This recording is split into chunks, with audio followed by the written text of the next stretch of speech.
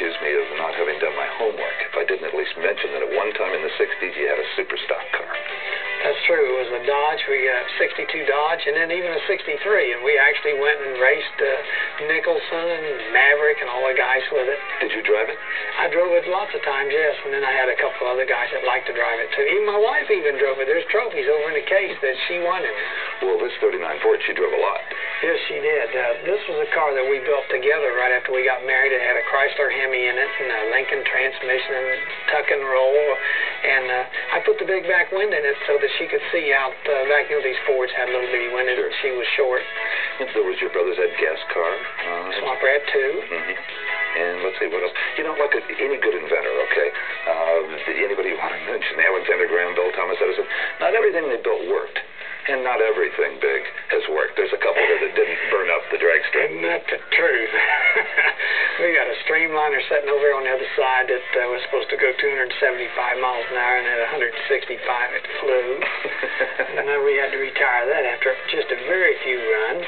I have a turbine car over here with a helicopter motor in it that was supposed to go 275 miles an hour. It went to 219. It didn't have as much horsepower as they said it did.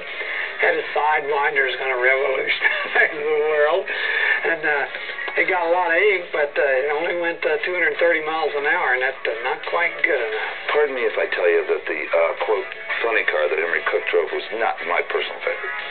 Well, but that wasn't a failure in that sense of the word. It was fast. It was so fast, in fact, at the time that set on a dragster chassis, plastic body. It wasn't factory, and so the guys wouldn't race us after about 6 months. And of course, we retired it, and they soon built tubing chassis and plastic bodies.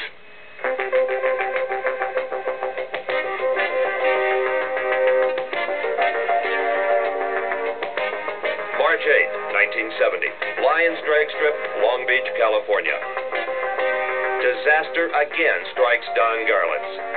A transmission explosion as he leaves the line in the finals cuts his car in half and severs his right foot. Determined to find a solution to the problems posed by the front-engine dragster, Garlits sets in motion one of drag racing's greatest revolutions, the dawn of the age of the rear-engine top-fuel car.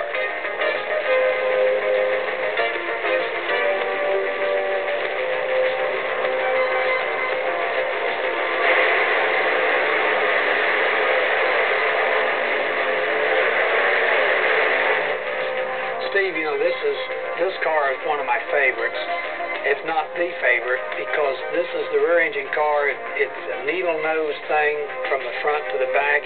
You stand in front of it and look at it, it looks right. It looks like it ought to be a race car. This was the first contemporary rear-engine car that changed the sport. Yes, it is. It's the first one that qualified at a national event and won the event. I think the most frightening still photograph I've ever seen was of the clutch explosion in that front motor car lines. Had that explosion not happened, would the rear-engine dragster have evolved anyway without that accident on your part?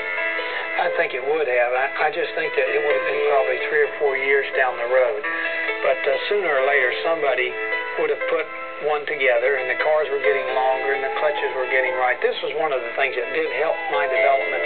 The technology of the sport had come to a point where it was possible to do it. Of course, that became more so all the time. So what would have happened? There'd have been some more guys killed, and finally somebody would have said, look, I'm sick of this, I'm going to do it, and it would have happened. It just wouldn't have happened quite as fast.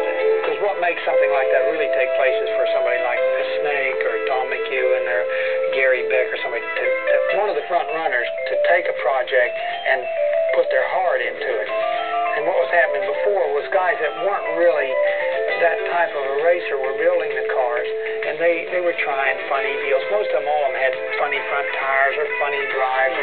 They were strange machines. They weren't really conventional type cars with just the driver in front. Conceived in a hospital room between reruns of Star Trek. That's right. Me and McEwen up there watching them. Tom used to come up every day and visit me. You know, he was really a great moral boost during that morale booster during that recuperation period.